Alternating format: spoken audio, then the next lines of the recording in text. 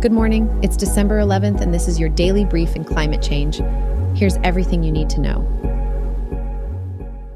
UN Climate Summit in Dubai, facing divisions over phase out of fossil fuels. Some countries oppose the move, while others view it as inevitable. Release of new Drafoot agreement could be a turning point in the talks. Inclusion of language on fossil fuels in the final text is crucial for some countries. Major oil companies pledge to eliminate methane leaks, and countries commit to tripling renewable energy production. Conference president is cautiously optimistic and working towards a balanced package addressing fossil fuels, global heating, and financial needs of developing nations. Time is running out for resolution as conference concludes in 2 days. 2023 has been declared the hottest year on record, surpassing the 2016 record. The World Meteorological Organization, WMO, attributes this heat to record high levels of greenhouse gases, especially carbon dioxide and methane. Human activities like burning fossil fuels, deforestation, and industrial processes cause these greenhouse gas emissions. Rising global temperatures have resulted in rising sea levels and the melting of polar ice caps and glaciers. Antarctic sea ice has reached a record low. The report by the Copernicus Climate Change Service confirms that the average temperature has been 1.46 degrees Celsius above pre-industrial levels. The report warns that unless greenhouse gas concentrations are reduced, similar record-breaking temperatures can be expected in the future. Urgent action is needed to mitigate the impacts of climate change and protect future generations. Global temperatures rose by 0.5 degrees in 2022, marking the 9th consecutive year of record-breaking heat. The term Anthropocene refers to a new geological era shaped by human activities. Climate change is driven by deforestation, dam construction, overfishing, and disruptions to the nitrogen cycle. 38 instances of global temperatures exceeding the UN's safe warming limit of 1.5 degrees C were recorded by September 2023. The effects of climate change are expected to last for at least 50,000 years. The increase in global temperatures is attributed to rising greenhouse gas levels, particularly carbon dioxide. Cleaner skies due to regulatory measures are intensifying global warming by allowing more sunlight through. Melting sea ice amplifies global warming effects. Studies warn of significant sea level rise due to the melting of Antarctica's ice sheets. The Anthropocene era has upset the balance maintained by Earth's spin and orbit. The injection of 1 trillion tons of carbon dioxide into the atmosphere has irreversibly changed the planet.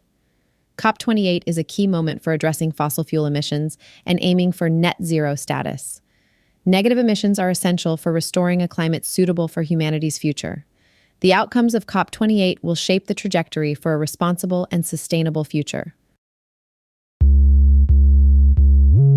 Carbon dioxide, CO2 levels in Earth's atmosphere are at their highest in human history, unseen for about 14 million years.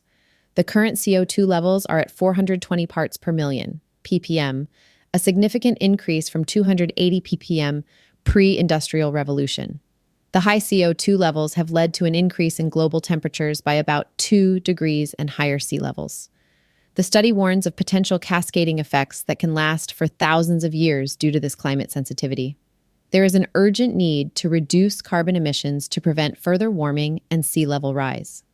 Despite the critical situation, it's still possible to avoid the worst impacts by significantly limiting fossil fuel burning. This data is vital for policymakers to shape future climate action. Nearly $7 trillion, or 7% of the global GDP, is invested annually in activities that harm nature, compared to just $200 billion in nature-based solutions. Private finance flow for nature-negative activities is $5 trillion per year, with major contributors being sectors like construction, electric utilities, real estate, oil and gas, and food and tobacco. Government spending on environmentally harmful subsidies is estimated at $1.7 trillion in 2022, with an increase in fossil fuel subsidies. To meet global targets for biodiversity and climate, funding for nature-based solutions needs to triple by 2030 and quadruple by 2050. Investing in nature-based solutions can address climate change, biodiversity loss, and land degradation in a cost-effective manner. Substantial investment opportunities exist in sustainable land management and ecosystem protection. The financial sector, businesses, and governments need to increase investments in nature-positive initiatives and repurpose subsidies to achieve a shift in investment patterns.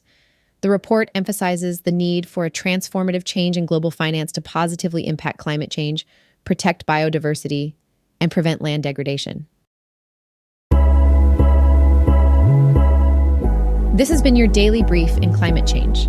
To read more about these stories, follow the links in the episode bio. You can also subscribe to these updates at www.brief.news. And for more daily podcasts about the topics you love, visit www.brief.news/podcast. Tune in tomorrow. We'll be back with everything you need to know.